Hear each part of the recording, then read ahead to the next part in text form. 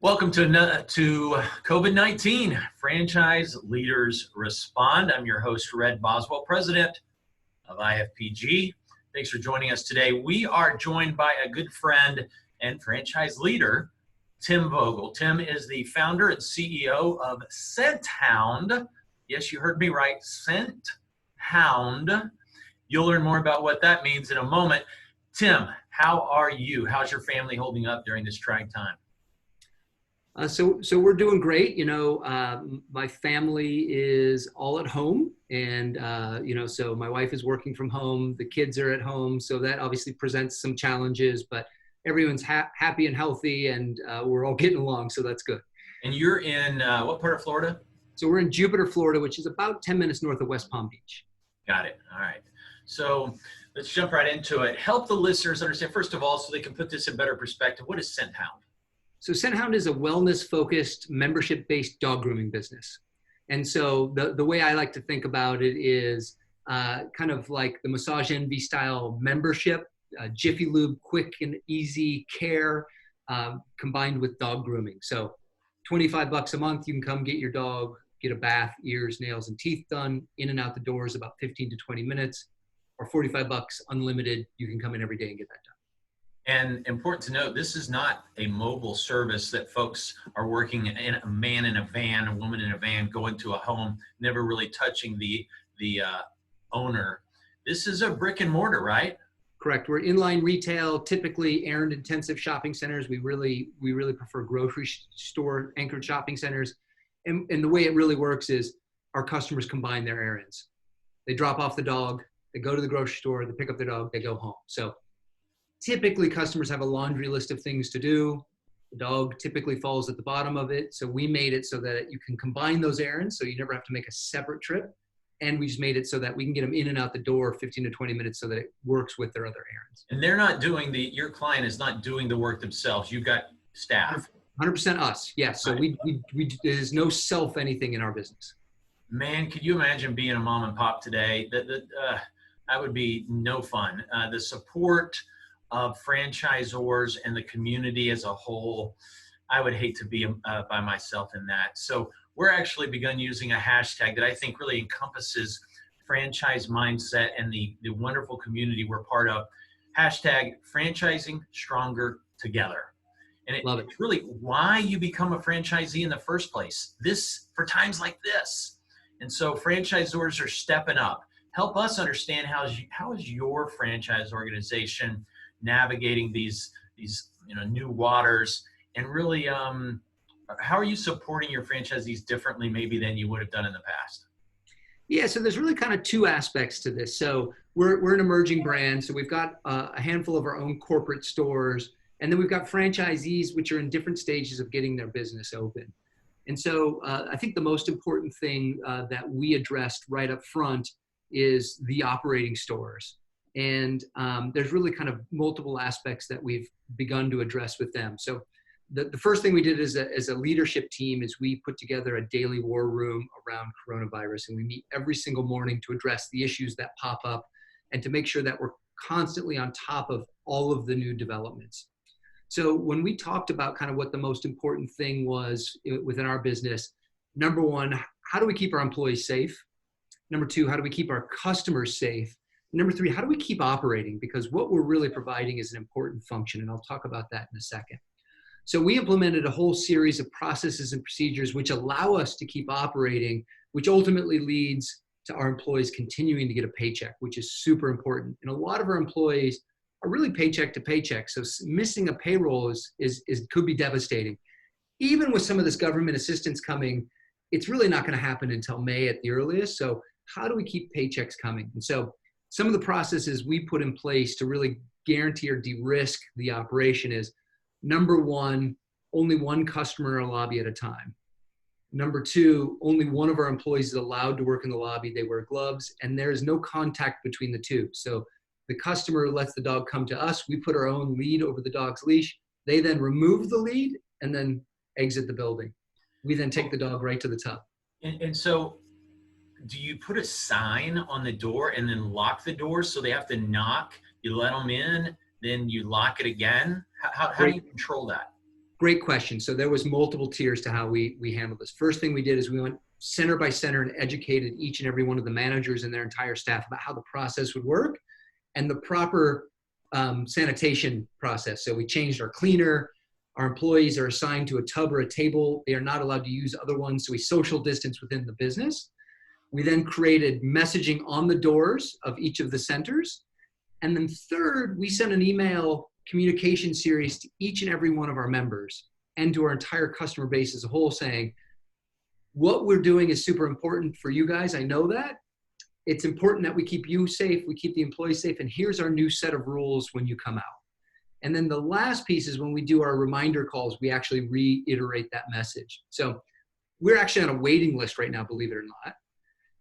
And when we look at the cameras, this weekend was really busy. It was beautiful. We saw a customer in the lobby, and then we saw customers outside, lined up 6 feet apart, each and every one of them, waiting to get their turn to get into the center. And so that was really what we had hoped for. And I can't say how amazing our customers have been, how amazing our employees have been. And so we're really continuing to operate in that way. So no layoffs, no furloughs, no reduction in pay. No. And so really it's super important that we keep our employees getting a paycheck every single month. The reason we think it's important for us to continue to operate, because there is risk associated with just operating, is that, and I'm going to go off the rails for a second with you here, but dogs have always had a super important, and I think you'll understand this coming from where you come from, a super important role in humans' lives for tens of thousands of years. Hunter-gatherers protecting, hunting, through the agrarian society where they would keep the rats and the mice out of the farm, they'd herd the sheep, they'd pick up the duck out of the middle of the lake. Dogs are equally important today, and I really think every dog out there is a therapy dog. And so when we're in times of really heightened stress and anxiety, and I don't think people really even realize this consciously, that dog is critical to helping me cope with the day-to-day. They help me practice love on a daily basis. It's scientifically proven to bring down my blood pressure, to bring down my anxiety level.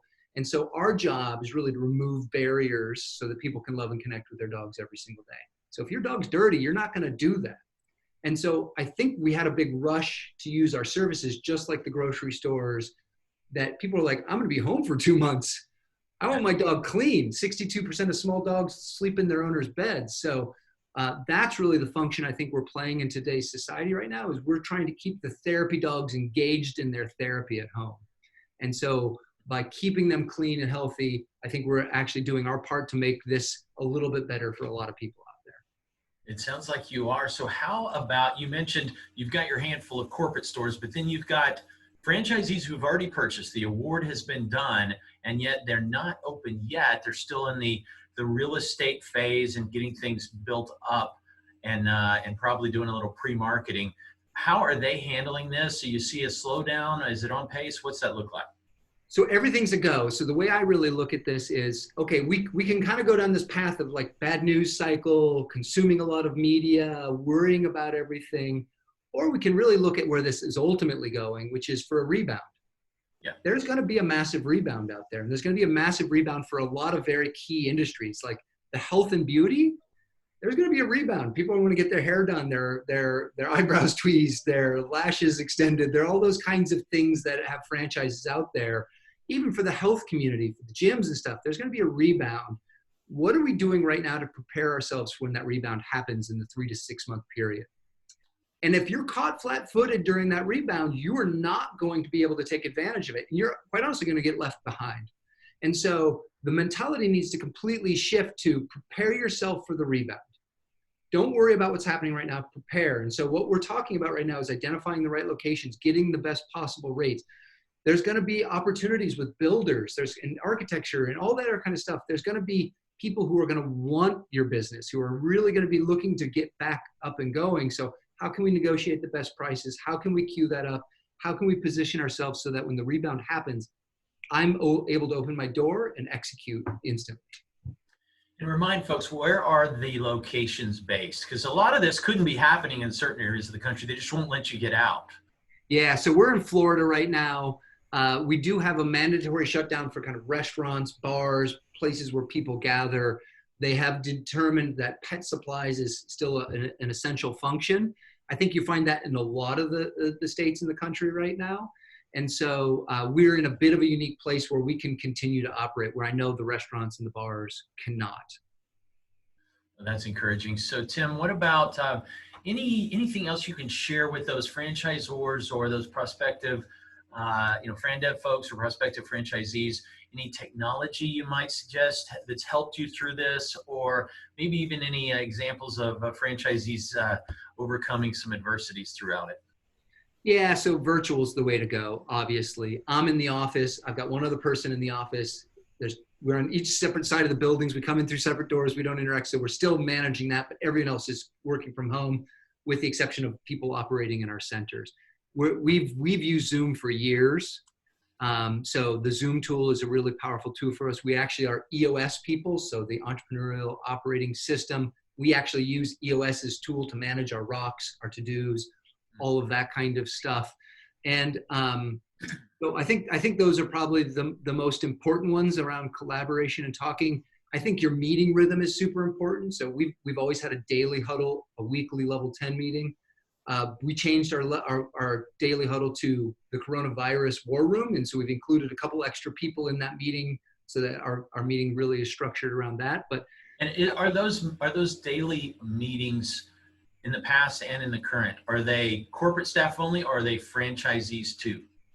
So leadership team. So what we're doing on the franchisee side is now creating a meeting rhythm around that, which is weekly. And there's a couple other pieces. So we had our first virtual discovery day. It went really well.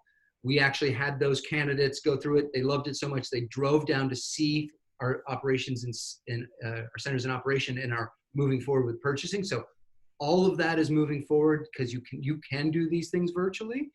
And I forgot the other point. There was one other point I wanted to make around kind of virtual, but. Sure. And any examples of, I would assume that. I did remember it. Skooks, our LMS. So we use a learning management system with videos and training. So we are continuing our franchisee training. Oh. We're just doing it virtually. So there's a virtual university platform that we're using to do that training. Good. Okay. So that's unique. So not only have you had virtual discovery days, but now virtual onboarding process. Yeah. You didn't have either one of those before this crisis. Well, we've always had the Skooks, and I don't mean to kind of say the one LMS, but that we have a learning management system. We've always had that. We were just using it internal as well. And so now we're just having them do it from home with us on Zoom. So you can share a screen and have them go through it together. Well, what about real estate? You guys rely on real estate to get launched. Have you seen much of a change yet in the landlord attitude and the negotiations? Is that even a factor yet? Not yet. So I think it really benefits from the landlord's perspective to kind of sit back and see what happens. I know for a fact every franchisor out there who's had to shut down is having a conversation with their landlord right now about abatement or deferring or whatever. It is going to shake loose. I think it's in the next month or two that we're going to start to see a kind of an opening of the mindset of those landlords to kind of be more aggressive towards getting new business in, which is part of that rebound, which I think we need to be prepared for. Well, it's great franchisors like you. That's why people buy a franchise. The support, the infrastructure, the accountability, just the processes, and the strong hand to hold on to during times of uncertainty. Yeah. Well done, sir. Any closing comments or advice you might have for folks, whether they're in franchising or not, whether a Zor or a Z, any advice, Tim Vogel with Scenthound? Yeah, so what we're finding, and thank you for asking that question, it is terribly difficult times right now, and everyone's got their own kind of level of difficulty they're going through. I think this is the time to over communicate, and exactly what we're doing right here, right now.